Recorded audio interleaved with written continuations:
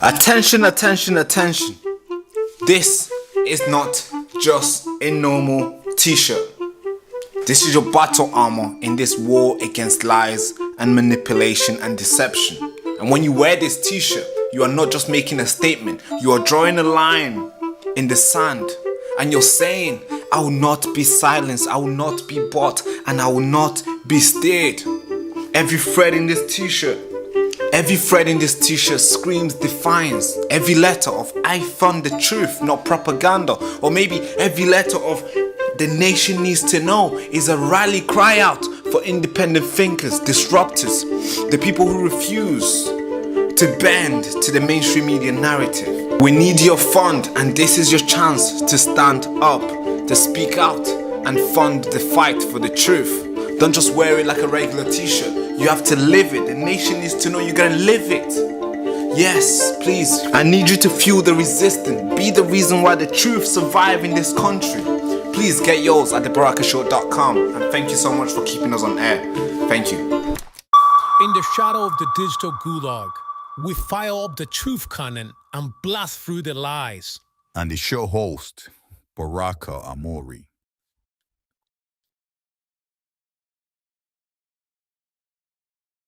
Patriot, truth seekers, digital warriors, welcome back to the show once again. This is the Baraka Show.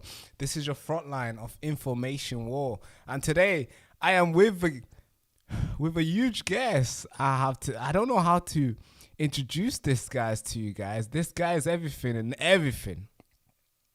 He's a business owner, he's a reporter, he's a pundit, and he's out there sending signals. His father's been attacked. He's been attacked. His whole family has been attacked. His place that he grew up in has been attacked. And today, he might even get to see that place being taken away from his parents and himself. It's only right to bring an individual like himself here to explain to us how that feels, to tell us how he sees the world in his view. Not from his dad's side, but from himself. As I mentioned, he's a business owner, he's an entrepreneur.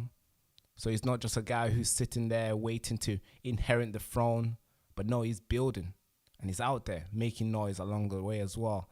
And my guess is the one and only Rex Jones. Rex, how you doing? I'm doing phenomenal. Thanks for having me back on, Barako. You know, we had a first lost episode there that may never actually get released because of some system and audio and computer issues, but we had a 2-hour conversation, man. I'm looking forward to having another one with you here live this time.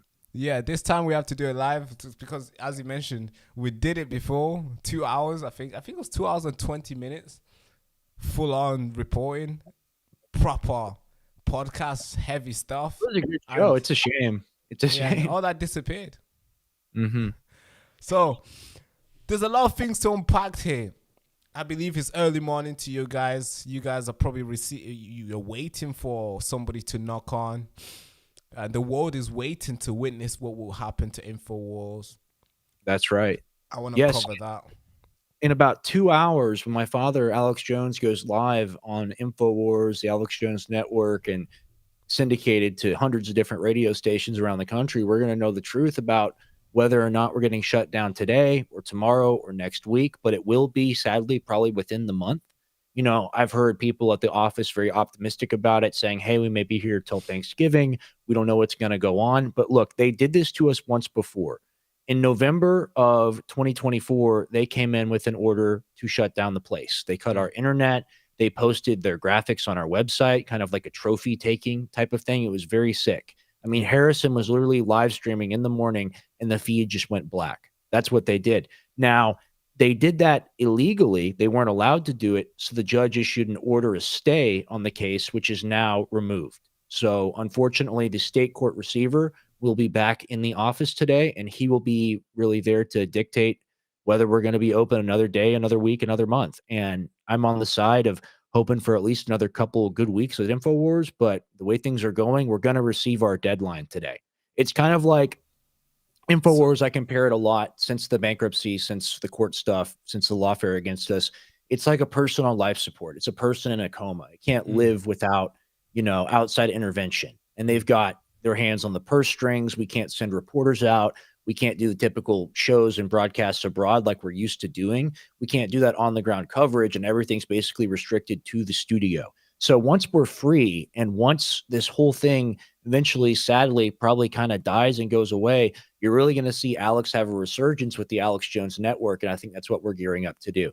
But it all hinges on today, and we'll know here in a couple hours live what happens and what the fate of InfoWars is. Yeah. So to the people who are sitting at home, who's watching the InfoWars, Alex Jones and all the people, the people were sitting there and be like, you are just trying to raise money, dude. Stop talking. Nobody's going to show you. Nobody's going to turn up. And Alex Jones was more of like, it's compared to a Boy Who Cried Wolf. And he's, because he kept on calling. He's like, next week it might happen. Next week it might happen. Next week, next Wednesday, next this. So are we getting to see so basically this is like, there's no going back. Are you telling me that InfoWars is done? That's where we're at. So, I mean, they've spent $130 million suing him. He spent around 18, 20 defending himself. That's where the money has been going to, right? It's been going to fight these legal battles, fight these court battles, and ultimately the span of time, everyone says, oh, it's a Boy Who Cried Wolf. When is this ever going to happen? Just fundraising off of it. It's not true. The only reason why the doors have still been open is because of the support of the listeners. And it's really heroic on people's part and on Alex's part to stay on and do the show, even under the constraints that he's under. I mean, it has not been fun for him to have to deal with a company, deal with a show that used to be his. He used to be sole proprietor, owner, owned 100% of everything, made all the decisions. Now that it's in bankruptcy, when you're in bankruptcy, they appoint someone to hold the purse strings and to decide what money gets spent on what. So they've got like old 10-year-old equipment that they were going to replace that they haven't been able to replace for like 3-4 years. They've got, people that have left the operation because of uncertainty. They don't know what's going to happen or not. So we're dealing with a reduced crew, and we're dealing with really reduced quality of equipment and funds that are available to actually run the operation, because everything ultimately goes into the court bills. Now, what happened was when this initially hit bankruptcy, they did an auction, right? That's what the judge wanted. He said, hey, I want an open auction, the highest bidder, whoever pays the most money, because ultimately it's about getting the families the most amount of judgment that they deserve, right? It's about getting them the most bang for their buck financially out of what's been done to us, right? So they try to sell the thing. We have people come in that are friendly to us that bid over $8 million. They don't give it to them. The bankruptcy trustee, not the judge, he holds a closed auction. That 8 point whatever it was $1 million bid goes through, and then the other people, the people that own the onion, that want to kind of wear our skin and use it as a propaganda and like a parody tool to make fun of us forever and to pollute Alex's digital image into the future, into infinity, they bid around $1 million, but they promised the future earnings of the company up to $10 million as part of their bid. Now, that's illegal and it's wrong, because the valuation of the company is based off of Alex working there. He's the revenue generator. So you can't do that. It actually violates the 13th Amendment against slavery. So we've got Supreme Court cases pending. We've got a hearing coming up. We've got multiple countersuits against these people. But ultimately, the trustee, he approved the fraudulent deal with the fake money.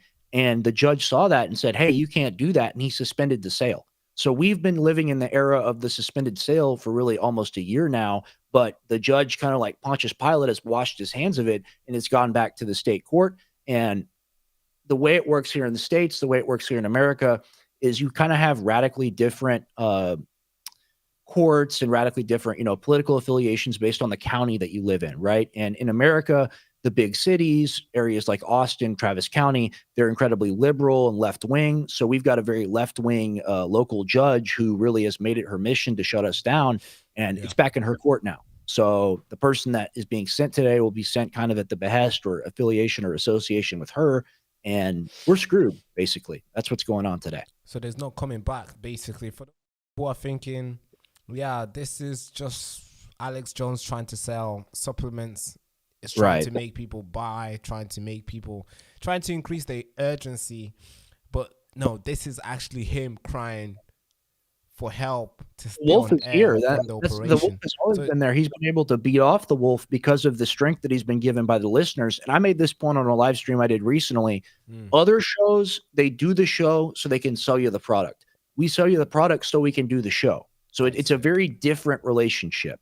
Mm-hmm. So when you see Alex promoting himself and self-funding himself, and everyone sees him selling the supplements, we've been doing this since 2012, 2013 with the supplement sales, because Alex was a guy that sold t-shirts and sold books and sold documentaries literally for like 2-3 decades. But in 2011, 2012, he really wanted to build a media empire, and he realized, hey, the only way to do this self-funded without backers that you're beholden to, without big donors, is to build a product that's cheap, affordable, and super effective that everyone will just rebuy month after month. So that's why we went in the supplement direction. I mean, I'm super passionate about supplements. Yeah, We'll talk I want to talk about that as well. Of course, this is affecting a lot of people. It's affecting the reporters, the producers, the people who are working at InfoWars. They're all feeling something. Even the people who left because they wanted to find something where they can feel secure and hang on and not feel like they're going to lose their job. I'm sure they are still stressing the fact that they had to leave and the fact that this might be shut down. Now, you started reporting or making videos off with audio or maybe sometimes on air, you know, when you're really young. Yes. And So I used to actually appear first on audio because I would do talk back in the studio with Alex when I was around 8, 9 years old. I would like school him on the Bible and stuff. I was a very well-read little kid. I still am somewhat well-read today. But going into the future, around 10, 11 years old, I started doing videos with the Guy Fawkes mask on because my dad didn't want my face to be out there just yet. When I'm like 12, 13, 14, that's when I make my first on-air appearance, and it was really off to the races. And what really sucks is my entire body of work, everything I really did at InfoWars, it was on our old YouTube channel, which, as you know, was deleted and deplatformed in 2018. So I had videos with over 500,000 views. You know, I had dozens and dozens of videos, films, reports, on the street interviews, you name it. And those were all kind of deleted. So the cool thing now is the way I see it, the kind of silver lining is I get to start from scratch and I get to kind of re-release a couple of those old videos that I have and put them out nowadays in the modern time. Seeing the building, because you started doing this since you were young. Right. I'm sure seeing not just the video, because I'm sure the video you can always recreate, but the building if somebody deletes my video, legendary. Let me do a little breakdown on that. Sorry to interrupt you. Let me do a little breakdown on that. So when we started off, InfoWars had around 4,000 square feet, and that's where the old Alex Jones studio is. Those classic videos of him in the old like radio broadcast studio, that was a little portion of this building. Then around like 2013, 2014, we got the other half of that building, that 8,000 square feet, and we turned it into warehousing. Then a couple years in the future, Alex is getting money coming in from the supplements. He's able to build the media empire. We turn that whole area into reporting studios. That's where we built the Trump era studio. And we get the other side of the building as well, another 8,000 square feet, and we use that as warehousing space. So then after that, Alex builds the giant studio he's currently in, which is referred to as Studio Joe, a great man, Joe Jennings, who unfortunately died in a motorcycle accident in the late 2010s. He designed that kind of Japanese game show studio that Alex works in now. And that was so huge for us. And just seeing that process and seeing that thing get built was so incredible. Eventually, we used even the other 8,000 square feet to hold reporters and administrative staff and supplement staff.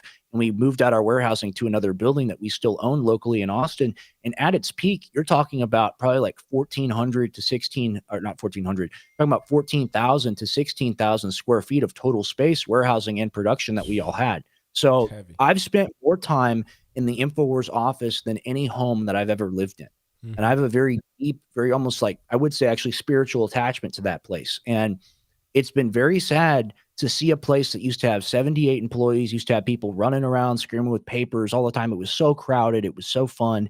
Now be reduced to kind of like a ghost ship or like a Flying Dutchman type of thing, you know, where we have maybe a third or a fourth of the original crew that we had. And the people that are there are just purely there for love of the game, just trying to keep this thing alive. It's very sad for me to see it go away. But at the same time, it's something that I feel needs to happen so that we can rise again like a phoenix and do even better.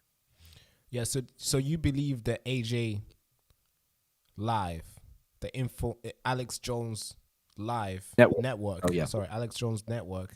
You believe that will be bigger than InfoWars? Oh, yeah, I really do. You know, it depends on how we play it. It depends on how much love is put into it. But I know Alex, and he's all about love. And this is the thing he cares the most about. He's planning on going live for around 18 hours a day. Not just him. I was thinking that is like a promotion. Like, you know, I want to go live for 18 hours a day. I want to do this. I want to have reporters around the country. I'm thinking, yeah, maybe this guy is just promoting. Maybe it's just like an advert. But is he actually serious, wants to go live for 18 hours a day? Serious. He's 110% serious. I mean, that's what it was all about. And what it really is just reconstituting what we had in like 2015 to 2018. We were already doing all that stuff. We were doing it great, perfectly, awesome budget, everything. You're talking about, it's so sad, right? Because other people, they have big company, big industry. They get a lot of funding from other people, and they never really have to worry about anything because they're not worried about getting sued. They don't have a real independent message that goes out. We were doing all of this, and they took it from us. They took it from us by suing us. They took it from us by deplatforming us first. They did everything possible to make us not successful, and we've still been so successful. And it's all thanks to the listeners because they recognize this really is the biggest independent media operation in the world. Yeah, and you know, and they've done everything to keep it going, which is freaking sick.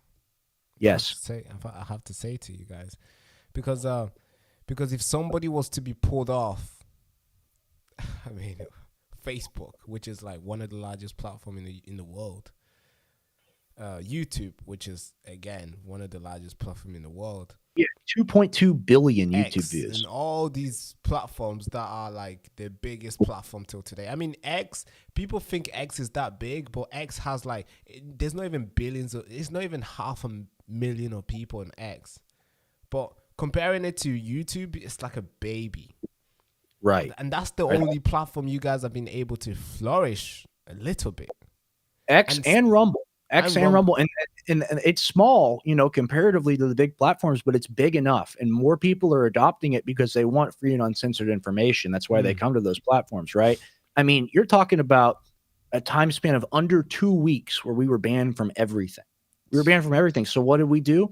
We built our own streaming platform, Band.video, in under 14 days. So there was zero interruption. There was no interruption at all. We were still on radio. We were still on Band.video. That's how fast you're able to react to things when you're doing it all yourself and you got a team of really skilled, talented individuals working with you. I mean, that's what it's all about. We have survived kind of like the cockroach in the nuclear bomb explosion. We've been there through it all. So getting an opportunity to actually exist on somewhat of a level playing field where we're at least able to hit some of that mainstream audience. I mean, I look at the Alex Jones feed on YouTube all the time, the InfoWars feed. You're talking at night, you got like 500,000 viewers over that every single night. Combined on platforms. So yeah, it's beautiful for me to see the people are there. The people want the information. We're just not given an opportunity to compete. And, you know, that's what the free market, that's what capitalism is ultimately supposed to be about. But we live in this crony capitalist world where these lawyers, these bureaucrats, they run everything. And if they don't control you, if they can't get money out of you, they shut you down. But we don't play that.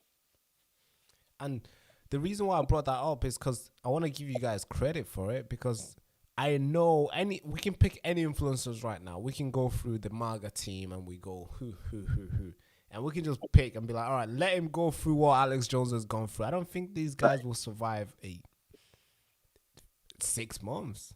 No, 6 weeks. You know, they would get discouraged. They would panic. They would quit. Ultimately, they would fail because even if it's them, even if it's a few people, they don't have the team that we have. They don't have the decades of experience that we have. They don't have the hundreds of thousands of hours of experience that all of our crew members have.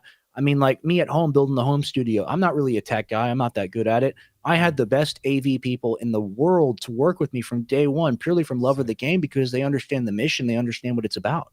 And that's the thing. So why do you think the MAGA team, I mean, they're all supporting Trump. I mean, what's happening to you? What's happening to InfoWars right now could possibly happen to them too. How come they're not pulling their socks and be like, hey guys, let's actually spare an episode and just talk about what Alex Jones is going through, the injustice. They want to make him a slave and they want to do all this. Why is that happening? Because that could possibly happen to myself too. How come that is not happening in America? A lot of influencers are not coming together and raise the voice for Alex Jones. Well, I mean, you raise an excellent point here, and let's go back in history a little bit. So famously, when we were banned off Twitter, now X, was the last platform that removed us, and they removed us a little while longer after everyone else did. They waited a little while. They were kind of making a decision there. Trump famously said after we were banned, didn't directly address us, but it was one of the biggest stories in the country, and it was trending on Twitter when he made the tweet. So I have to think it was addressed towards us. As long as I'm still on Twitter, it's okay. That's what he said. And of course, he was banned shortly afterwards, right?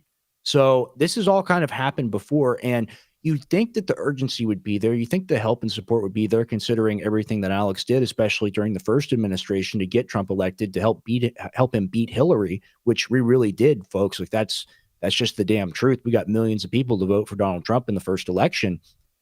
If you look at what happened, you look at the environment now, post-COVID, the censorship atmosphere was so extreme during COVID and the pandemic and during that entire time period that there was kind of a natural reaction against it, which is why you saw Elon buy X, which is why you saw Rumble kind of really grow.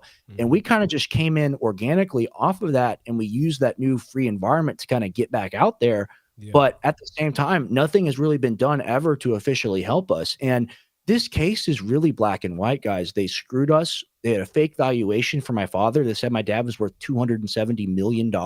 He's never had more than like $8 to $10 million personally, like combined assets and everything. And that's everything he sold off. He's only able to own the house that he lives in now and a car. He'll never be able to own anything again. He's got a $2.2 billion non-dischargeable debt over his head that he can never get rid of. And we were getting some signaling. My dad talked to Ed Martin, the associate deputy attorney general guy, but he's underneath some people. And it looks like the deputy AG, I'm blanking on his name now. It looks like he put the kibosh on everything and kind of shut down that investigation, that operation.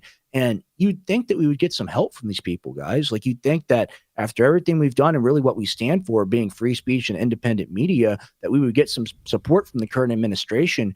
But it's very sad. You see these establishment GOP types, these really AIPAC affiliated people. They get all the support in the world for us. Because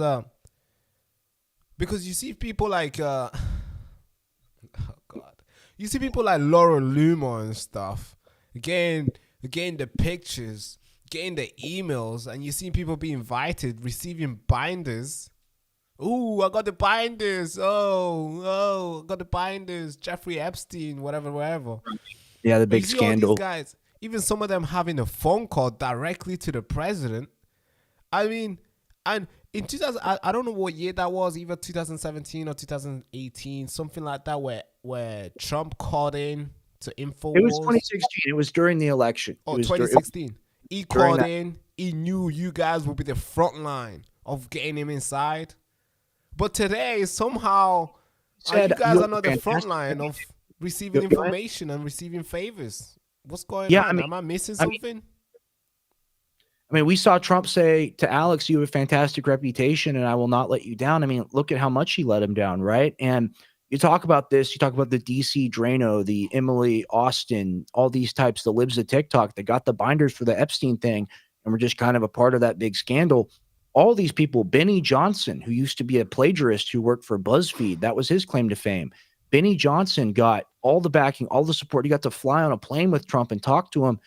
I mean, what have any of these people ever done for Donald Trump besides be like social media avatars for whatever he wants to push?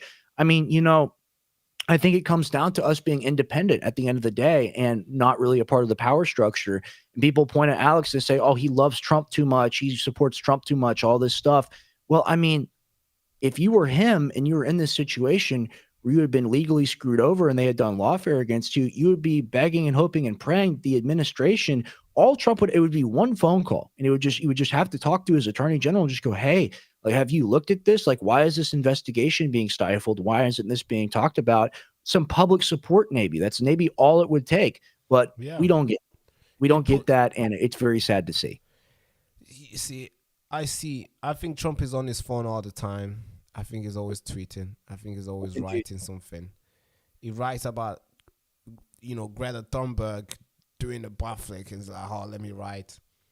How come he's not found the time to like, oh no, a show that I happened to call in when I was running, it's getting shut down. I mean, man, this is worth a Truth Social post. How come? I know Alex Jones is being so friendly with Trump, where he's keeping and he's supporting, and sometimes he criticizes, but then he gets back into line, and and he doesn't do too much. But you can tell there's a lot of anger there from your dad, and he's holding back because he knows himself is being stabbed in the back. I'm sure he knows that now. Because there's so much more Trump could do to like fix this. This would not even go on for this long if Trump was interested to fix it as much as it is interested to even fix just raising awareness, man. Even just raising awareness for us would be huge. And we don't get any of that. We get some signaling, from people like Ed Martin in the administration that might be interested. But you have to understand, my issue with Trump and what I've seen is in the first administration, everyone said, oh, he appointed the wrong people. They kind of led him astray. He wasn't aware of the political machinery and the factions involved, and he kind of got played a little bit. That was the excuse the first term. That made a lot of sense to me. I adopted that. That's why I voted for Trump in 2024, was because I said, hey, maybe there's a hope now that he will actually be able to address these problems and that he's aware of them. Sadly, it just looks like they're trying to build that uniparty coalition, working with people like Lindsey Graham and Senator Blumenthal, who's the guy that's actually running the lawsuits against us, by the way. I mean, the Democratic Party, even more than the Republicans, they're a party of lawyers. That's all they are. They go to school, they get the Ivy League law degree, and they sue people. They don't create anything on their own. They're incapable of it. They don't know how to do it. They don't know how to get people to organically support them. So their bread and butter is, like a personal injury attorney. They're ambulance chasers at the end of the day. They're looking for something to just bleed money out of something that's already successful. They can take over and control at the end of the day. And that's what was done to us. And, the same thing's been done to Trump. Trump has been sued. Trump has faced criminal charges that were all bogus and BS, right? The Russia stuff. I mean, that's one of my main reasons for supporting Trump, is that Russia stuff is a lie. It's a damn lie. It all came out. Hillary Clinton paid for the Fusion GPS dossier, but they ran this for years. My entire teenage life was watching coverage of this Russia hoax story. And you'd think that someone that was the victim of something like that would understand how serious this lawfare is and how important it is to squash it. Why don't you support the best example against it, which is us? It really is. Black and white, we're the best example against it. And people look at the story, they say, Sandy Hook, horrible, monstrous, the kids got killed and the parents, it's the worst thing you could ever imagine, right? But when you have something like that, that's the worst thing you could ever imagine. All you have to do when you're the lawyers is approach the parents and go, hey, we got a really good story here. We got a really good deal. We can go sue all these people forever. So before they sued us, they sued Remington. They sued the gun manufacturer that made the gun that the guy used to go to the school, right? Wow. And last time I checked, if you get run over by a Camry, you can't sue Toyota. I'm pretty sure that's how that works, right? Yeah, but exactly. They sued Remington into bankruptcy. And when they got the 71 million from Remington, they turned their eye on us and they tried to do the same thing to us. Now, why does one of the biggest gun manufacturers in the world, and apparently the manufacturer responsible for the gun that was used in the horrific incident, why does the gun manufacturer pay 71 million? Why do we have to pay 2.2 billion? Does that make sense to you? And in America, we have Bill of Rights, Article 8, there shall be no excessive fines imposed. Like, it's black and white. It's in the law. Like, there were excessive fines put on us purely from a punitive standpoint that aren't right. And you look at InfoWars, numerous offers were made to be like, hey, Alex will still work. He needs all the creative control. Y'all can't dictate anything, but we'll pay y'all out over 10 years. Just let us keep InfoWars. It would be like, Baraka, if you had a big mansion, right? And you got in your car and you were intoxicated and you hit me on the street and I sued you. And I got the value of your mansion for my lawsuit against you.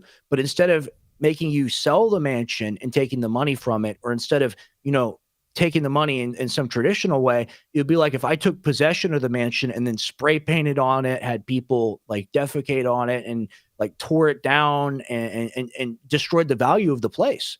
They destroyed the value of the place, and they say they want restitution. They say they want a redress of grievances. They say they want to get paid. It's not about that. It's about chopping.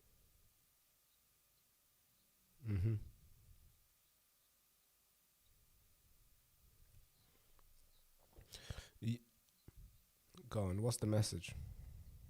To be independent media. You don't get to ask questions, because if you do, the Democrat Party law firms will find a way to sue you, will find a way to take you down. And at the end of the day, we will take over your online image and we will pollute it with our own fake graven image of what you are, which is what they want to do with the Onion. Yeah. Talk. him up and have him talk about Bigfoot and have him call himself Really? stupid. I mean, it's So wait. outrageous. Hold on, because I've heard this conspiracy.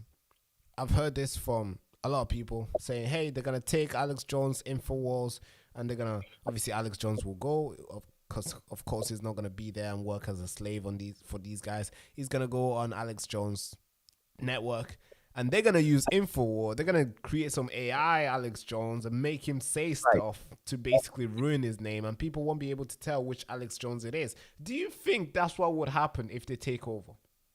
Yes, 100%. And it's unclear as to what's going to happen now, because keep in mind that that auction was suspended. So I don't believe they actually have a legal right to it. But I mean, you never know with these people, and it's in state court, like we're a gamble judge. I mean, the trial they had for my dad, it was produced by HBO. They had HBO cameras in there. Guys, I really do need to talk to you guys honestly for a moment. You know, this channel means everything to me, right? It means absolutely the world to me. I give everything I can. I think it's my favorite part of the day, sitting here and reporting to you guys, or going outside and doing heavy reports outside. And I've been doing this since I was 14, on and off. I've quit multiple times. I've come back. I've quit. I've come back, and now I'm here. And we're here to stay. This is the next 40 years plan for me. But honestly, lately, it's been really heavy on me. Not the work, of course. I enjoy doing this. But carrying the work alone, fighting for stories, trying to highlight these stories that matters, especially when it feels like nobody's listening and need your help. I wouldn't be asking if I truly didn't need your support. So if you believe in what we're doing here, if you believe in what I'm doing, what we're trying to build the next 30 years, if you've ever felt like this show speaks for you, I'm asking you as a friend, please keep this show going. Your support will mean more than you will ever know. And together we can finally wake up the ones who are still asleep with the truth, because the nation is desperately asking for it. So please hit the first link in the description if you can and support the channel. Thank you so much. Let's get back into the video.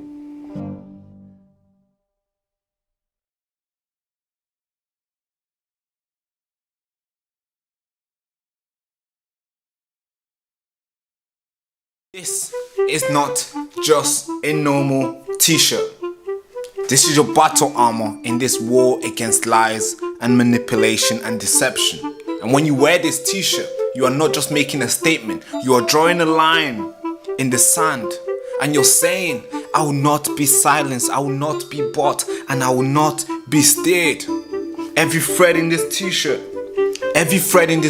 screams defiance. Every letter of I found the truth, not propaganda. Or maybe every letter of the nation needs to know is a rally cry out for independent thinkers, disruptors, the people who refuse to bend to the mainstream media narrative. We need your fund, and this is your chance to start.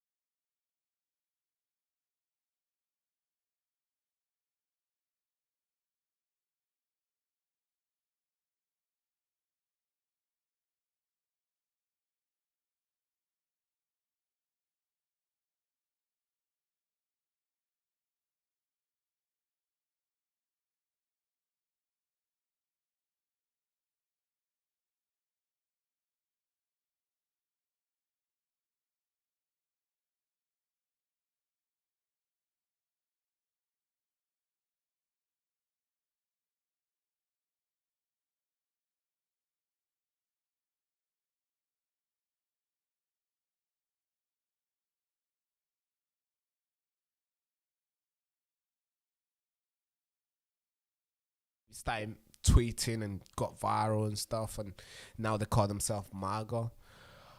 They're fighting, and they're fighting one man, and the guy goes by the name of Tucker Carlson. And almost you get like thousands of Twitter accounts attacking this one guy, and it's like, hey, this guy's an Islamist, is this, Qatar funding and all these fighting and fighting. I mean, what do you make of this? And which side are you on if you are picking a side on this on this fight? Well, I'm definitely on Tucker's side. I'm definitely on Candace Owens' side. I'm definitely on Nick's side. I'm definitely on my father's side. I mean, when you look at it, the infighting going on is between these people that, like you said, they just kind of popped up or appeared out of nowhere. Also people that have been there for a while, but they've been there for a while pushing their agenda. People like Ben Shapiro, right? You've got these folks over on one side, and it seems to be the folks that Trump is the most friendly with, right? You've got kind of just, I call them like the AI prompt influencers, right? Because everything they write looks like an AI prompt. And you've got the originals over on the other side, the people that have really been doing this forever, that have those giant independent fan bases. And you kind of have this war between kind of establishment GOP and then the boomers that support the establishment GOP and the AIPAC talking points, versus the people that have been able to garner audiences of millions and millions of people that all support them, people like Candace, people like Tucker, people like my dad, people like Nick. And you've got this split going down as to where the people on the left, and really, I guess, the uniparty side, the people that are more establishment GOP, they're making all these accusations of Qatar funding and of, mania, and these are crazy people over here on the independent right. But they happen to bring some receipts. Like they sometimes, what's her name, Laura Loomer, she'll come out with like a big receipt, a screenshot of somewhere, something, I don't know, a document, and we'll have Tucker Carlson's name and his company name, and people will be like, oh, that's a receipt, oh, it must be true, and everybody else just spread it saying exactly the same thing. Do you believe what the paper that they show? I don't. I think she's. I think she's investigation that they do. Do you believe any of those? I don't. I think she's rabid. I mean, we were talking about someone like Loomer, Benny Johnson, DC Drano. All these people, they have lines to President Trump. They have his phone number. They talk to him. He likes them. They can go on a plane with him. They can go visit the White House like Laura Loomer has done numerous times. Ultimately, Laura Loomer is someone who really got her start by going on the InfoWars broadcast. And she's really pivoted into this establishment GOP lane. So she calls herself like feisty and all this stuff. And, Trump likes that. He likes the trolling. He likes the counterculture. And I'm not discounting the fact that she's done good work in the past. I think that she has. But as things have become more and more ideologically divided, now that actually, the good people are supposed to be in charge, but they're not doing any of the good stuff. I mean, I see Laura Loomer ultimately as someone that makes excuses for what goes on in Gaza. So that's all you need to know about Laura Loomer. And if you're making excuses about, an active mass slaughter of people at the end of the day, I would say there's some funding there to look at possibly, but I don't know that. That's just a speculation. But all this talk of Qatar, it seems to be projection. Usually when someone is guilty of something, they accuse you of being guilty of the same thing in a different aspect. I see a lot of that here today. I see a lot of it. Yeah. And because there's one side. Actually, there's two sides. There's two sides that questions everything. That side is the one that questions Israel money, the one that questions the war with the 12 days war, whatever you want to call that, the bombing of I would say the illegal bombing of Iran. These guys are the ones questioning Epstein, the cover-up, and these guys are questioning all the stuff. They are questioning deploying the troops to California and all these places, whichever places that they deploy. They question basically every single thing. And they can be radical with it as well sometimes, but they question everything. And there's an oversight. And when I mean question everything, I'm putting Nick Fluenter on that side. I'm putting Tucker Carlson on that side. I'm putting Candace Owen. Yeah, questioning the Charlie Kirk assassination, all that. I'm putting those guys on that side. And there's also this one side, which is more of like, trust Trump. Don't say anything that undermine Trump's. If Trump says jump, you jump. Don't even ask how high. Just jump instantly and hopefully he likes it. Right. If Trump tweets this, tweet it and hype it. if Israel, Bibi Netanyahu, when he comes to America, make sure you on the line, ready to take a picture. So these are these guys, and they are like clashing each other, and most of it is because of Israel and America. It's like these guys are like everybody's Americans. All of these guys, I believe, all these guys are Americans, but somehow it's like they're fighting their own American, citizens. Well, over let me make a Israel. point here For for what? your audience, Please because do, y'all are a please foreign do. audience.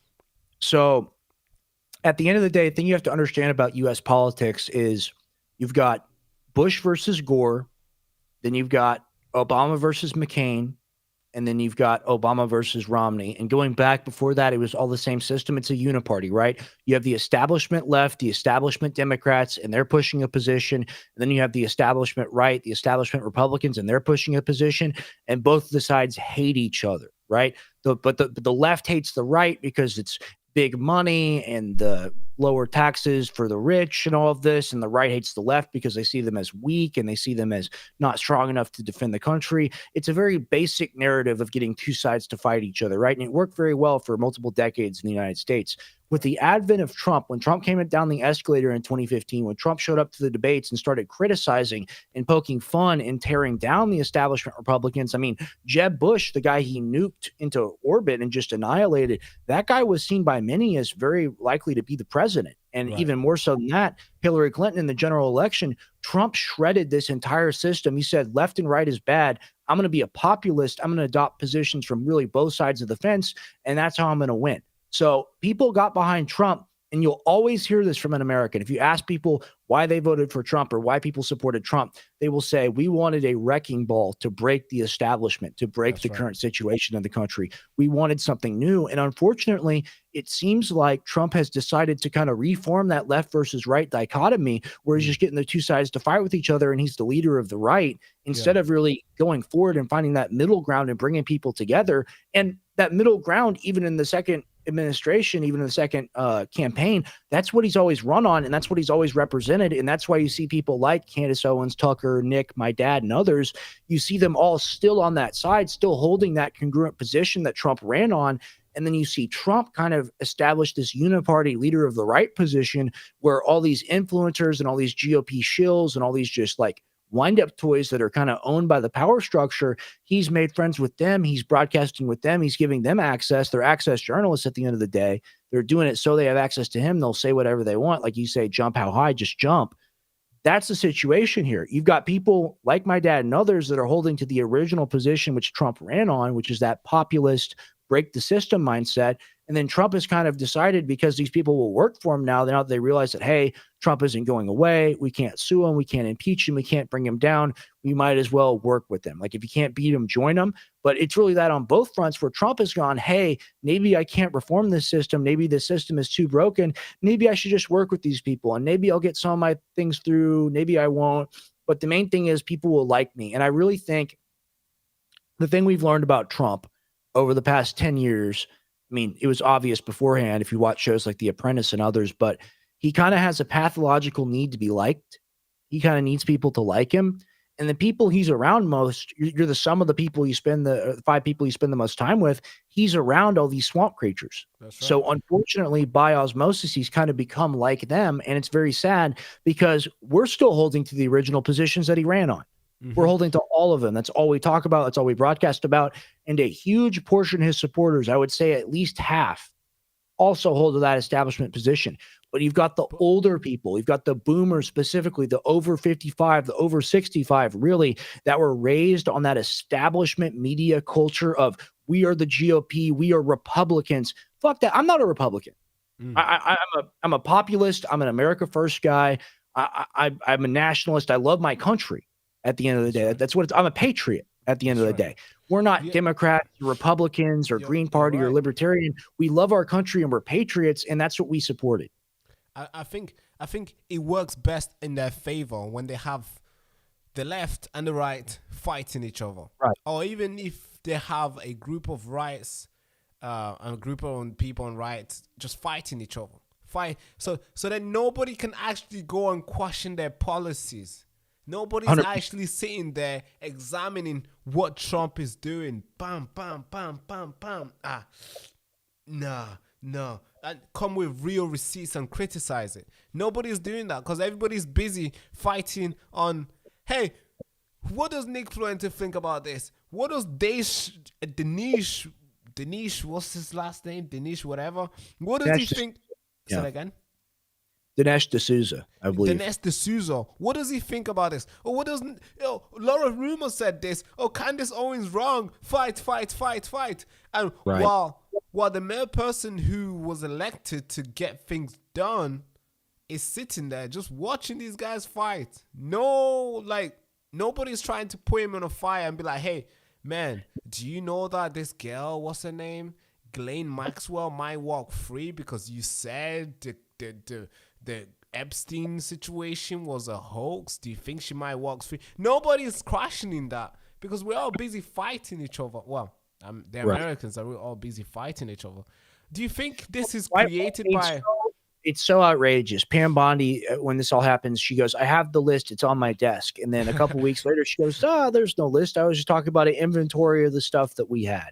And then you got Kash Patel and Dan Bongino who did podcasts and who literally, you don't run for the positions they have. You get appointed to them. But in the court of public opinion, just like Pete Hegseth, Fox News guy, they were running for that position by holding these, making these talking points about, investigating Epstein and finding out the truth about all this stuff, especially Dan Bongino. I mean, Kash Patel is a podcast guy. He's a podcast creature. That's where he comes from. They all ran on this, and they do that Fox News interview where they look like deer in the headlights, and they go, I've seen the file. He killed himself.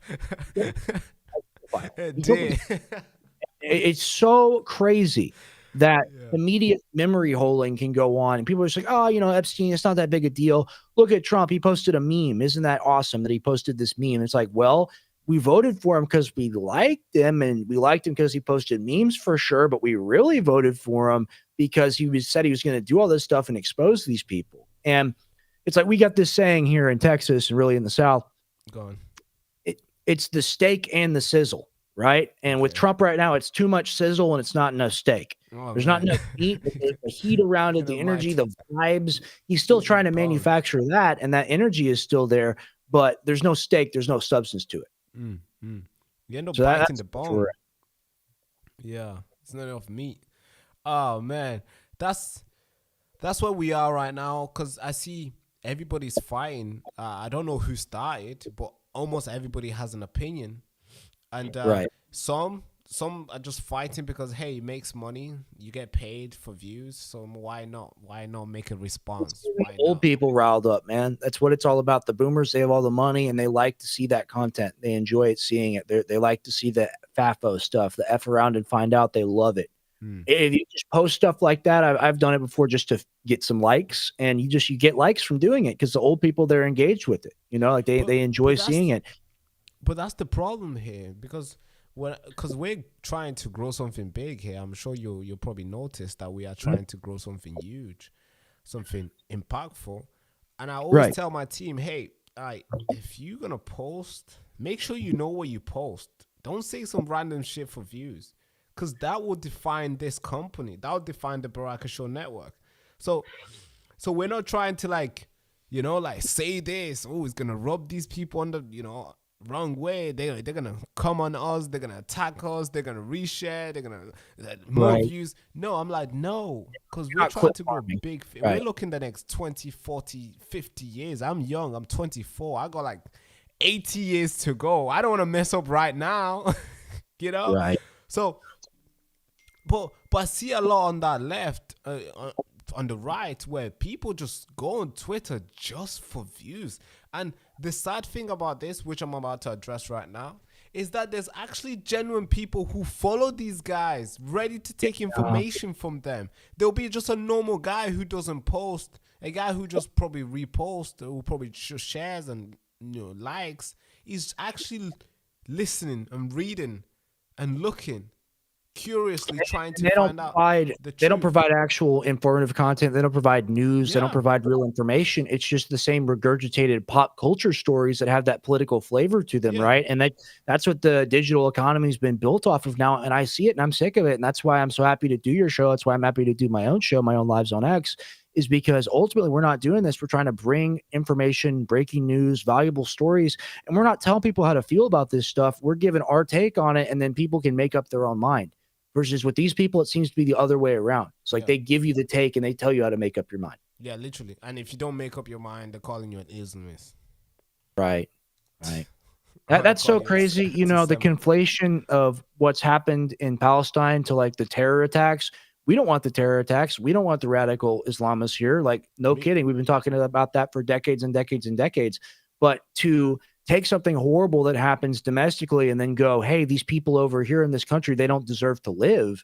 It's a very sick thing. And you see people go, yeah, well, I don't support them. I don't like them. They should just go screw off. And it's like, well, they're human beings and we're Christian, right? Like we believe in God and everyone's made in the image of God. So you can't treat human beings like this. But you see like the rage baiting that goes on, and the old people, they're more than happy to just discount other human beings. It's sick. Yeah, I was talking to this about what with one of my staff. Yeah, yesterday or this morning, really early this morning, or maybe last night, and it was more about Israel Palestine. And it was like, hey, where do you stand on this? Because you don't really talk about it. You're just watching it happening. And I was thinking, you're right. I don't talk because people have picked a side.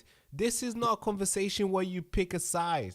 This is babies being butchered on both sides. We've seen October 7th, which is today, the anniversary of it. Babies got butchered, and now babies are being butchered as well. So you don't pick a side who deserves your tears. All of them do, and none of them should face what you got a situation it's where crazy. Gaza is basically, you know, it's a place that's like 3 or 4 times bigger than Austin, and Austin's not a big place at all. You've got a population of just around like under 2 million people, and half of them are around like under 18. So regardless of the situation, the mass slaughter that goes on, those are our American weapons that are doing it. Those are our bombs doing it.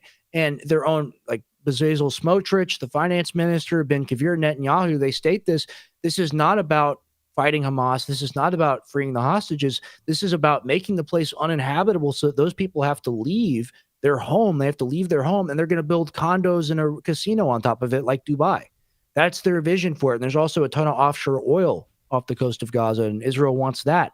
So for people to pretend that they're on the moral side of things and they support this regime that's doing all this stuff to the Palestinian people, the leaders of the government, admittedly themselves, are carrying this out because they want the land. It's a land grab. The people in Israel, I'm sure you've seen this, there have been mass protests as of recently, because they know that Netanyahu will sabotage any peace deal possible. He'll kill the hostages if it means he gets to take the land. That's what it's all about.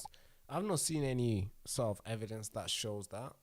I'm not sure. What do you mean? So you're suggesting that they want to take the land? They want to like take Gaza and West Bank? Where are the Palestinians gonna go? Well, where are they gonna go? Like they'll send them to Egypt. They'll send them to the U.S. They'll send them to Europe. Anywhere really where they can put them, they can make an argument. They've done it already. I mean, look at Afghanistan. Look how many Afghanis that the UK took in. It's the second biggest migrant population in y'all's country.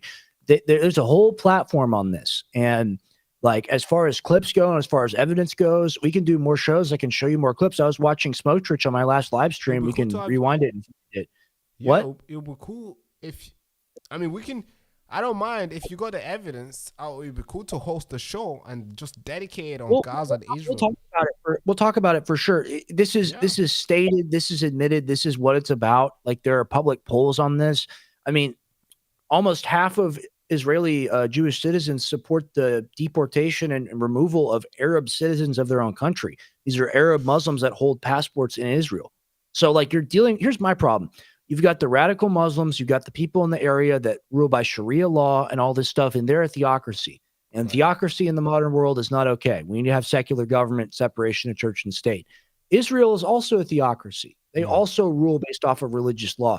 Netanyahu's coalition was falling apart, and the ultra-Orthodox Jews were like, hey, our religious text says thou shalt not kill. We don't want to be recruited into the military. If you recruit us into the military to go fight in Gaza, we're going to break up your Knesset coalition and you're going to lose the ability to be prime minister. So he said, okay, you're exempt from service.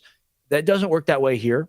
If Christian, Muslim, Jew, you have to go serve if there's a draft. I'm not sure how it works in the UK, but it's the same thing.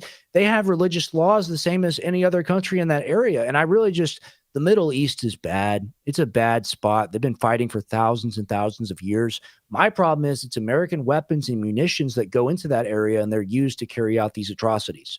And that's what I don't support. Yeah, and of course it's bad when babies are killed. I mean, any baby getting killed, I don't. It's just that it's strange to see that there will be people picking side. It's just I just don't know. I don't believe it. I don't like what I'm seeing. So the fact that my team member asking me, hey, what's your opinion on this? What side are you on? I'm like, hey, there's no side to be on. Babies are dying on both sides. How, like, if you are a Christian, because my Bible is always at the back here, but today it wasn't because I was praying with my parents. They just came through, so my Bible is still at the table there. It's literally right there. So if I say, hey, I'm a Christian, I go to church every Sunday. I pray before I go sleep. I pray before I eat. I pray. I ask for forgiveness. I ask for forgiveness for others. And I do all these things that God told us to do while we waiting patiently for him to come. Now, it will be really cruel for me to start picking a side of whose baby should die and whose baby deserves my tear. I mean, what the heck are we? How could you consider yourself a Christian? I don't consider you a Christian if you're picking a side on this situation. Right, well, I mean, look, people deserve to live. People deserve to be in their homes. People deserve food and water and electricity. And when you talk about Israel, Palestine, there used to be 400 aid centers, UN-run aid centers, and they come in and they say, Hamas is taking the food, so we can't have these aid centers anymore. They create the Gaza Humanitarian Foundation, the GHF. You want a statistic, I can quote this for you. I know it's true. It comes from the Gaza Health Ministry. So, like, it's Israeli-backed and Israeli-supported, this factual number right here. It's low end, in my opinion. Over 18,000 Palestinians have been seriously wounded going to these aid sites that the Israelis have started running. And the Israelis' excuse is, hey, we don't want Hamas to get the food. We want Hamas to go away. Well, they're not winning the war against Hamas. They're in a stalemate. It's still going on. They're underground. They're in tunnels, you name it. The people, the generic citizens of the area, they're the ones that are suffering from all of this. They're the ones that are suffering. Yeah, and of course. I don't see an effort really on either side to make it right. You know, President Trump, he came out and he said, look, we're very close to a peace deal. And then Hamas came out with a statement shortly later where they agreed to most parts of his plan. I just don't see Netanyahu agreeing to it. I don't see him agreeing to it. And I think the war's going to continue. And I think it's very sad. More on that, I think the grifting that has been done, especially domestically, especially from the pro-Israel crowd here in the United States, it's really gross. It's really gross. The things that they say about people, they dehumanize them. Yeah, they say they're not people. And it's the same with people that hate the Jews, right? They dehumanize them, and that's not okay. But one group of people is being actively killed right now every day, and it's being supported by people in our government. Yeah, because I see how it's divided the nation here in the UK. We had a terror attack that took place last week, really horrible, where 3 people died, including the perpetrator. And this is what is brought in, where now you are giving the young guys who are protesting everywhere, you are giving them a reason to keep on protesting. You are giving them a reason to get violent. Well, there should not be any violent, but when they see, especially a lefty, I got a left wing, some guy who works for me, person who works for me, she leans more on the left.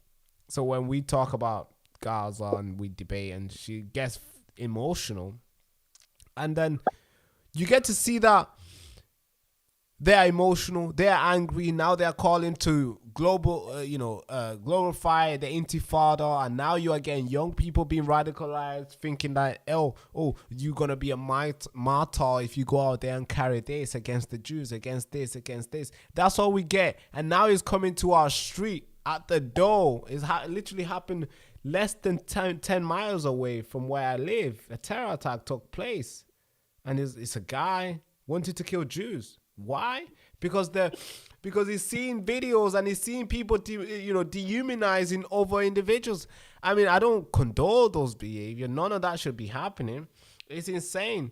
But I want to switch this conversation to something else, because this one is just like really quick. It's all by design. It's called the Hegelian dialectic. You get the two groups of people to fight each other, Islamists, Jews, people in the West, left versus right, rich versus poor. It's a dynamic design to get us to fight so they can take our rights away from us, and that's the way it's always worked. They see ultimately who's they?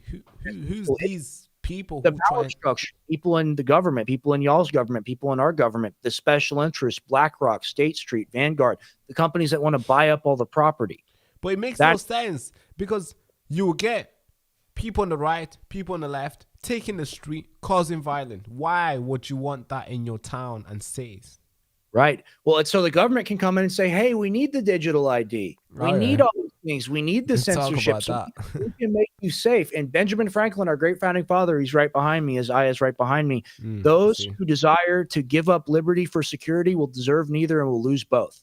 That's the truth. Makes sense. So we are reaching a point now with the accelerationism where it's just very depressing, and I pray that people can snap out of it and just realize we need to have a pro-human, egalitarian, equal rights, human rights system where everyone is valued and no one religious system gets to rule. Ultimately, we live in a world where there needs to be separation of church and state, like we have in America. But what was your next point that you were going to go on? Yeah, I was gonna bring up something else, and you wanted to add up to that, but then it just. Of course, we got this BlackRock, Vanguard, and all these institutions that are heavily growing. We got Palantir emerging in the UK as well, capturing data. Now, somehow, our NHS, the biggest national health institution in the world, is somehow controlled and with business with Palantir technology. Why? So a lot to that. Now we got the digital ID, BRICS card, they're calling it, where nobody will be able to work unless you have it. That is scary. It's like folks are home thinking, yeah, this is just a legislation that will just be banned. No, they tried. We tried. We protest. We did a petition. 2 million plus people signed the petition under like 2-3 days. Guess what? The government responded saying, no, you are getting the digital ID no matter what. Hey, if you think this is not the time to get mobilized and get loud, of course, politically, of course, verbally, politically, non-violently, metaphysically, yes, I totally agree with you. I mean, the main thing to do is if you get every one of those people and then more of those people, you raise awareness and you just don't comply with the system, they will ultimately have to change it. They will. It's just it's a political nonviolence like Martin Luther King Jr. It's peaceful action, but it's also, civil disobedience is what it is. You don't agree, you don't comply. Yeah. Right. Yeah, but look, so you won't be able to work unless you have it. I know. But if enough people rebel against it, they have to do something. I mean, look, I don't want to get you banned. I don't want to get you in trouble. I don't want to talk about Keir Starmer. I really don't like that guy. He's a real problem for you people. You guys got to get that guy in the office bad. He's the worst dude I've seen geopolitically since Ursula von der Leyen. And she's unelected. You think Ursula von der Leyen is better than Keir Starmer for real? Keir Starmer is so bad. He's really bad. Yeah, I don't want to get you banned, but he's not the vibe that I get from him, especially with the Ukraine war and the never-ending continuing of Ukraine. I mean, look, in America, we have a lot of problems. We're running out of munitions and stuff. We do have 1 million people we could deploy. We have more than that if we called them up. Y'all have like 70,000. Y'all don't need to be involved in this. Like it should stop. And I don't want British people to get killed over there. But 10,000 Polish people who have voluntarily gone and served in Ukraine have already died. And imagine losing like an eighth of your military. Look, just the numbers of people that we have serving in our armed forces. Yeah, you want to guess how many? Take a guess. 100,000. The whole number, the whole everybody who are serving, who are active right now. Take a guess. 250,000. What the fuck? Go on, try again. That's way too high. That's like 3 times. Oh, I just gave it to you. 80,000. Close, a little bit less. 73,000. Man, That's yeah. all. That's all we have in all our bases. And guess what? He thinks it's better to send 10,000 of them to Ukraine as peacekeepers. Yeah, it's a death sentence, man. It is. Those people are. They lose. Ukrainian desertion numbers are in the hundreds every day. It's because the situation on the ground is so bad, and you're dealing with a situation where they've lost close to 1 million people. The Russians have lost a ton of people, but it's a numbers calculation. The population of Russia is like 5-6 times that of Ukraine, so they can afford it. The Ukrainians can't. Yeah. And this war just has to continue. And, you know, some of Trump's advisors, I mean, they're the worst people. Like General Kellogg, he made this pontificated. He made this point about the Russians pulling tanks out of mothballs in museums. The Russian manufacturing power, they're the only country on the earth, even China can't do it, that could completely survive by itself without outside material or influence, right? Wow, that was insane. They make the amount of missiles that we make in a year in 2 months. They make it in 2 months. And we want this to continue on for another year or two. Yeah. There needs to be a peace deal. When this war started, you have to keep in mind there was an Istanbul peace agreement that Zelensky went over and almost signed. And the deal was you recognize the Donbass, Donetsk, Luhansk, and the other one as independent regions. They get to vote. They get to decide where they're going to go and what they're going to do. Zelensky was about to sign that agreement, but guess who came in? Boris Johnson. Boris Johnson flew to Ukraine and said, we will back you to the hilt. America will back you to the hilt. NATO is with you. You can do this. And look at the death. Look at that.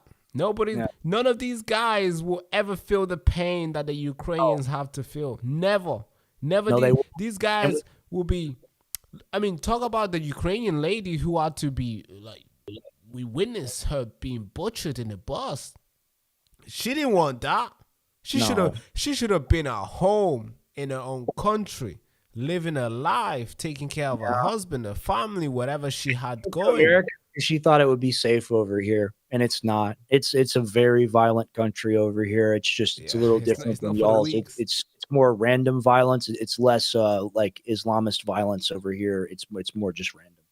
But it really sucks, man, because you look at the situation over there, you look at the situation over here, you look at the situation over in the UK. Everyone is wound up. Everyone is stressed out. Everyone is just seeing bad news, bad news, bad news. Why can't we have good news? Why can't we have some peace, right?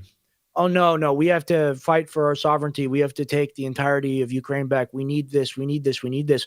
Well, I understand the position. Ukraine gave up their nuclear weapons voluntarily. That's their strongest argument for war, is they were promised sovereignty at the end of the day, because they gave up their nuclear weapons way back when. But do you still at a certain level, when there's this much death and it's not going to end unless you sue for peace, you're on the losing side. You have to sue for peace. I'm sorry. You have to do it. We've sent the Ukrainians over $300 billion, and that money's gone to weapons. That money's gone to the troops and all that. A lot of that money has ended up in the pockets of the oligarchs that run Ukraine. I mean, Ukraine is the most corrupt country in Europe. So you look at all these people, like I saw a photo of a government official's wife, and she's all decked out, and she's in the Porsche, and she's got the Cartier watch, and she's got everything. Yeah. There's dead people. Yeah. Well, there's dead people in the front line. Well, there's people who are running away from their home. It's so bad to see how Trump has handled it, to be fair. I have to put, because this guy said to me privately, I must add, that he's going to end the war under 24 hours before even going in. I'm thinking, okay, Trump, that's a big promise. Are you sure? He's like, yeah, Putin is my friend. I'm like, are you really sure? Do you think Putin's just going to let you just, all right, Trump, I was waiting for you. I'm going to end it. Then Trump comes in. It gets worse. Then he hypes the meeting. What's it called? The the Alaska meeting, Yeah. and everybody thinks like, man, this is it. We've seen all the MAGA people. This is it. It's the end. Look at Trump. Oh, the way he handled him. Oh, the way he pulled him in. Oh, look at Putin. The way he was walking to Trump. You can tell he was losing. Come on, really? This is where we are today. We are just becoming fans of politicians. We're not looking for results. We're just fans. Like, hey, he tweeted a meme. Hey, he was on the phone. We become fans of the people that govern us, and that's not okay. The people are supposed to be very critical of everyone who's in power, good or even if they're doing a great job. You're supposed to be incredibly critical. Every single mistake they make, you got to criticize, and that's got to be a red line for you. And America, when you talk about the America of the 90s or the early 2000s, we were empire. We had basically infinite resources, control of the global financial system. We had everything. And Trump still operates like it's the America of the 90s or the early 2000s. That was decades ago. In the world we lived in now, I mean, I talk a lot about Trump. I criticize Trump a lot. Joe Biden was the worst president in American history, worse than any president before him. And what did he do when the war started in Ukraine? He weaponized the global financial system, the thing that's used for all bank transfers, all processes between countries, known as SWIFT. He weaponized that and seized like $300 billion in Russian assets. He took that all away. So that made the global market, the global South, really, China, India, Russia, the BRICS countries, that made them realize, hey, the U.S. is not a benign actor in all this. It's a malignant actor in all this. And if you go against them in any way, they will shut you down. They will impede the economy of your country. And that's why they're all working together now. Now BRICS has their own payment processing system. They have all these things. And it's the real soft power of America, and it isn't there anymore. Trump can't even pull that Biden card of weaponizing SWIFT because Biden already did it to no effect. It did nothing. Yeah. It did nothing for us. But look at the sanctions. I mean, you have to give it. Like you have all these European countries are like, oh, this sanction would do it. This is the one. If we just get this passed, Putin will be done. With CK Starmer coming out there and be like, hey, we're gonna sanction this. This is the one. And sanction after sanction. Baraka, you have to keep in mind, Lindsey Graham in our Congress and our Senate right now, he is pushing for the 19th sanctions package on Russia. The 19th one. They've done 18 sanctions packages on Russia. And every time Lindsey Graham goes up and goes, this will be the thing to break the back of the Russians. We're going to pass this sanctions package and Putin's going to be scared. They don't care. They've already adapted their economy. They've already fixed the entire thing as to where they don't require that outside influence, right? They've made their own versions of McDonald's and all the consumer products, and they don't have their own versions of the military products anyway because they don't buy from us. It doesn't affect them at all. It affects us. And you talk about Europe. Germany, the manufacturing backbone, the heartbeat of Europe, they were getting cheap Russian gas from that Nord Stream pipeline. We blew it up. The Ukrainians. The Ukrainians blew it up in like a Navy SEAL style operation. They don't do anything without the U.S. Say-so, without our say-so. That's right. That pipeline gets blown up. Now Germany has to buy U.S. gas at 3 times the price that they were paying before. And I mean, look, things are bad in the States. Ultimately, we don't really have to worry about heating our houses or air conditioning and all this. I know y'all don't have AC over there, which is wild, but we don't have to worry about all these things because ultimately we have domestic energy here. And even if it got super expensive compared to what y'all are paying, it wouldn't be anything really. So like, it's a true nightmare scenario that's to where like, I've always wanted to visit Europe, but looking at the situation, every time I look at it year over year over year, I'm like, I kind of don't want to go over there. It's kind of tough. Yeah, it's dangerous over here. There's places dangerous over here too, but you can defend yourself over here. That's the difference, and you won't go to jail. Defending yourself over here is more of like you're most likely to go to jail. Like right now. Yeah. So a guy came in illegally in the country. Like he came in illegally, come through the boat. 8 days into the country, he sexually assaulted a young girl. A protest broke out. Heavy protest. This guy has been convicted. He's in jail. And guess how long he was put in jail for? But obviously, that's a question you're going to answer later. Now, go back to the protest. A lot of protests took place to get this guy in jail, obviously, to make sure to close the hotel. Now, some people got arrested, convicted. Now, the person who convicted the crime that led to the protest, guess how long that person went in jail, and guess how long the people who protest got. 3 months, 3 years. That's what I'll say. You'll guess. Yeah, so basically, you're kind of right. You are right in the sense where the person who did the crime got less than the person who protested. So he wasn't jailed for 12 months. He just been convicted. And the guys literally just got convicted yesterday, and they're going for 2-3 years. It's And insane. what's the charge? What is the it could be anything. It could be breach of peace, breach of this, section this, harassment, harassing the officer. It could be all these sort of things, like, because they put a section in, they put some like section 14 or something, which is like a curfew. I don't think that's the one, but there's a lot of section that they've created. These things should never exist. They're not like proper laws, but somehow, because they brought them in to defend themselves and run coverage for themselves, they're able to slap on individuals and tell them to go home and not protest. So if you don't go home, so let's say a protest will take place, the police will come around and be like, hey, we are putting a section, I don't know what section it was, but section something, which makes you guys illegal to be here at 10 o'clock. So if you're going to protest till 10 o'clock, that's it. You've breached the law, and you could be convicted for it. Basically, that's how sensitive it is now, where you could be in prison for anything. Y'all the judges with like the powdered wigs, right? The magistrates and all that. We don't have that here. I've seen some videos of people going to jail for offensive speech. And like the guy, I saw a guy in court, and it was one of those powdered wig guys reading and yelling at him, and he was reading his quote from online. He was saying like, I don't want to pay for like migrant health care and all this stuff, and like that was his opinion. I can't say it. What?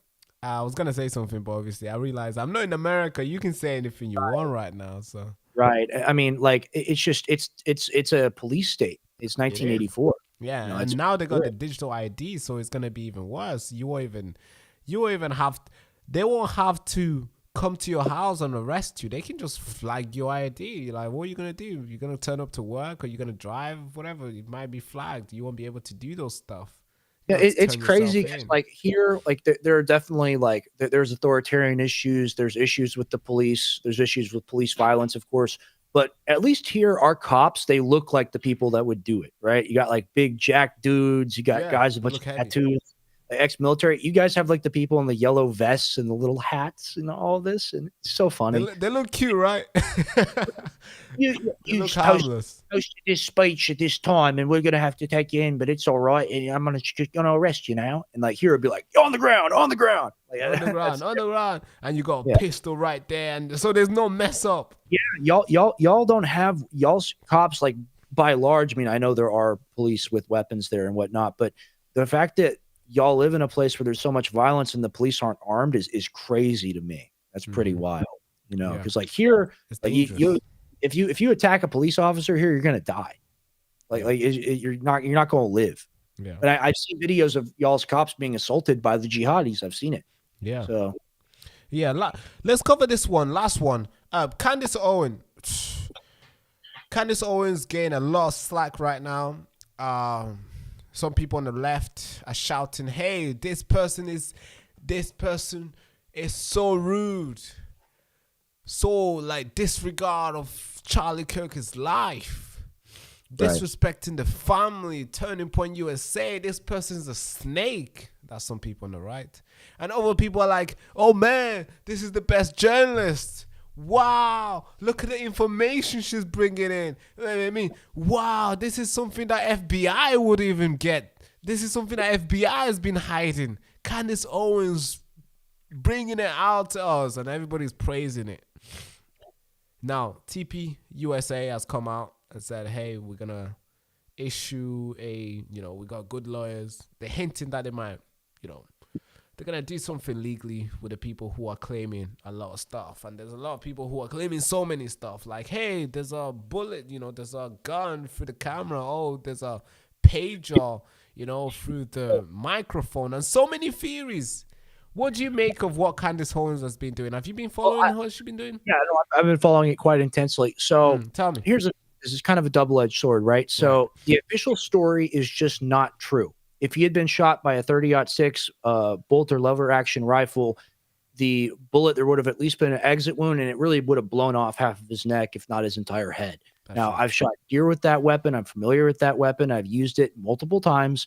It is nasty, and it leaves a big chunk out the other side when you shoot something with it. So you got this video of Charlie Kirk where there's no exit wound, and then you've got on top of that this magic bullet theory where the TPUSA people came out and they said, Charlie was a man of steel. His spine was so tough that the bullet got stuck in it. It just, the ballistics, there's a guy, Valhalla VFT, you can look him up on YouTube. He does ballistics testing and stuff, and he shot a cow femur and he shot 1/4-inch steel.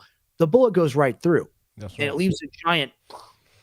So the gun and the mic, the people standing next to him, like having some sort of weapon or something like that, that's clearly not true. That's clearly not what happened. And there is ground to stand on there for TPUSA if she's making that argument. I haven't followed her exact argument, but the official story is not true. They said Tyler Robinson got on the roof and he either reassembled the rifle there and shot him, or had the rifle, reassembled it, shot him, and then disassembled it again.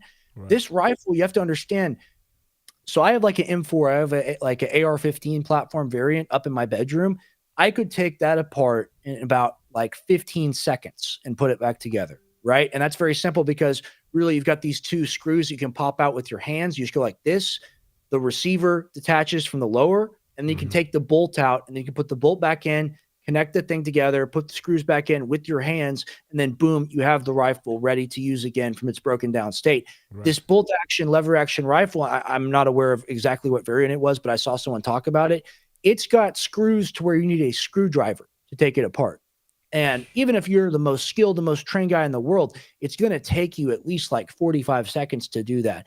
And the official story that we hear is he did it in a couple seconds. That's clearly not true. That's not true. I'm an American. I have plenty of experience with rifles and firearms. It doesn't work that way. And if he had a gun like the semi-automatic that I have upstairs, it would work that way, but he didn't. He had a very traditional hunting/sniper rifle that he was using. It's a platform that millions of Americans hunt with every year. It's very familiar to everyone. The round is the size of an average man's index finger. It's huge. It's a big, big bullet, and it's got a lot of stopping power behind it. It hits at the distance that Charlie was at. It hits at over 2,000 pounds of pressure, of force. That's a lot. Yeah, it is a lot. And I mean, like that's going to hit you. It's going to be a lot bigger of a wound. You don't. I mean, I get it. We're all Christians. We have to believe in the miracles, but there's a lot of miracles to believe in. Somebody must be lying. Yeah, I mean, I was praying for him to be alive, man. Like when it happened, I was just like, dude, like, is there any way for this to transpire as to where he lives or something like that? Ultimately, you get shot in the neck, you get shot in the head. Your chances, even if it hits you like at an off angle or something like that, your chances are under 10% to live. It's the kill shot. That's right. It's oftentimes like in hunting, we're told to shoot for the heart because a headshot is just not as likely because it's a harder shot to make. But you shoot something in the head, it dies. Yeah, it dies. It's everything, right? So we prayed for a miracle, and then you look at the situation, and they're telling us kind of a reverse miracle happened where, like this evil thing transpired because of all these different variables. I don't believe the official story. I don't like how the FBI was already out there cleaning the scene a couple days after it happened. They already have their patsy. They already have the guy. It's perfect for him to blame. And it's the whole narrative. It's all trans stuff. And he liked the trans. So that's why he's the killer, because Charlie Kirk didn't like trans people. It's meant to get people to fight with each other. The story is too good. It's too good of a story. I don't buy it, but I've seen candidates say some things about people popping up from like under a tunnel or something like that. I don't buy that either way. It's much easier and makes much more sense to be like, hey, he was on the roof. They told him to go on the roof. He may even had a gun, but there was someone else under him or around him also elevated that took the shot. I think that's what happened. So that's my opinion, pure speculation, but based off my decent wealth of experience shooting and understanding these things, I had people that were Americans. I had people that were Americans say, like that shot's not that hard to make. I could make that shot. Sure, theoretically, if you spent a lot of time at the gun range and you were practiced, sure, you can make that shot. 200 yards is not that bad. I've killed plenty of deer at that range. But you have to understand, this is like the most high stress situation ever. This guy doesn't have a record of range time, a record of shooting. He just shows up to like a giant political event. He's assassinating a giant political figure, and he's got the nerves of steel to do the job and to shoot him right in the neck. I don't buy it. I just, I couldn't make that shot under those conditions. Absolutely not. I would panic and freak out. Yeah, so much pressure. Right. So you don't believe that? Do you believe Tyler Robinson is the guy? I think he was up on that roof. I don't know if he's the shooter. I think he's a patsy. I think he's someone that they create the narrative around. It's just like, why haven't we seen interviews of his roommate? Why haven't we seen interviews of all the people that were saying Charlie was going to die on that day? There's something very weird about this. And the thing is, it's just like the Trump assassination. We don't know anything about Thomas Crooks. We don't know anything about the other guy. It's just like, oh, just forget about it. It goes away.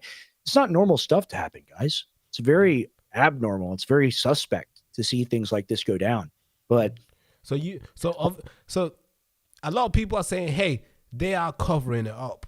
But then a lot of people are arguing with Candace Owen with the way she's been doing. You got pastors coming out saying, hey, Candace, please just be quiet.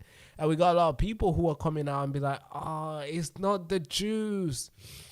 And then now that obviously if we get Bibi Netanyahu going to so many TV, appearing to a lot of TV station, claiming about the letter which had to be released. Now we find out like, whoa, what the heck? Then claiming that Israel was not a part of it. Then we learned that Charlie Kirk was going through this donation, with the sponsors and stuff that they needed. With the big donors, and this seems to be confirmed now. Which has been confirmed. You just said, right? It seems to have been confirmed. Candace posted a screenshot of text messages where he's openly talking about it, and I mean, you're talking about getting your pantsuit off. You're talking about losing your career and losing everything forever. You post something like that, it's not real, you're screwed. So I believe it. So I do believe that. So on a tenuous basis. Yeah, you have to be nuts for her in her position with how much wealth she has and how much things she could lose for her to post a fake picture. So if this was to come out fake, I think she'll be... Yeah, it'll be the worst. Like, it'll be the stupid mistake that she'll ever make, ever. So I honestly think she's on the right point of her career here. She just needs to keep her pressing. But whatever she's pressing on, whatever she'll reveal will be dangerous for everybody. Like, because the truth will hurt a lot of people. What do you think the truth might be? It's like, because we're going towards direction where a turning point might be involved. We're going to the direction where, Israel, the Jews, they might be involved. That's where the direction is. That's where we're going. And the question is that what we're going to find? Because we could go that direction and find out, oh, man, all this is just conspiracy theory. None of this is true. I hope so. But seem like a lot of, as we're going along, a lot of things have been proven correct. What do you think, Rex? I think the truth will come out. I don't know if it'll be years or decades into the future. The cool thing about being young like we are is hopefully we'll get to see some of this come out, right? So. But I don't have an official view on it yet because I just don't know. I don't believe the official narrative. But that's basically all I have to say on that. I have to wrap pretty soon. I have to go watch the show. I appreciate you, man. Thank you for having me on. Yeah, thank you for having me on. And where can people find you, bro? Yeah, if you want to go give me a follow over on Rex Jones News on Twitter, if you want to go follow me there and then see what I'm doing, see what I'm up to. I've got a show with a co-host, Tim Tompkins, called The Gray Area, and you can find that on YouTube and Rumble. It's also linked in my profile. If you want to see more of me and see more of what I'm talking about, just follow me there. But I'm sure we'll do more shows together. I always love coming on with you, man. You're a great guy. Appreciate you, bro. I would love to come on your show as well. It's going to be great to talk to you guys. But it's been amazing having you on. I can't wait to see what the revelation will be today with InfoWars. I'll be watching. I'll be cheering and rooting for your dad. Updated with the inside scoop. I'll DM you. Yeah, let me know. But thank you so much for having me, for coming on the show. And it'll be good to have you on the next few days to come. But yeah, have a lovely day, no, sir. I'll come on soon. We'll come on again this week. Thank you for your time, man. I'll see you soon. Thank you so much, sir. Thank you. Bye. So there you go. That's Rex Jones, today's guest.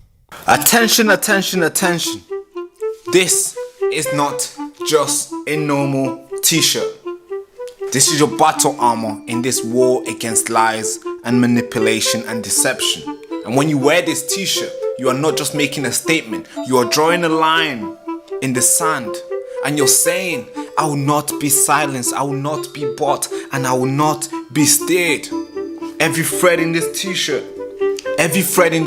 screams defiance. Every letter of I fund the truth, not propaganda. Or maybe every letter of the nation needs to know is a rally cry out for independent thinkers, disruptors, the people who refuse to bend to the mainstream media narrative. We need your fund, and this is your chance to stand up, to speak out and fund the fight for the truth. Don't just wear it like a regular t-shirt. You have to live it. The nation needs to know you're gonna live it. Yes, please. I need you to fuel the resistance. Be the reason why the truth survive in this country. Please get yours at thebarakashow.com. And thank you so much for keeping us on air. Thank you. In the shadow of the digital gulag, we fire up the truth cannon and blast through the lies. And the show host, Baraka Amuri.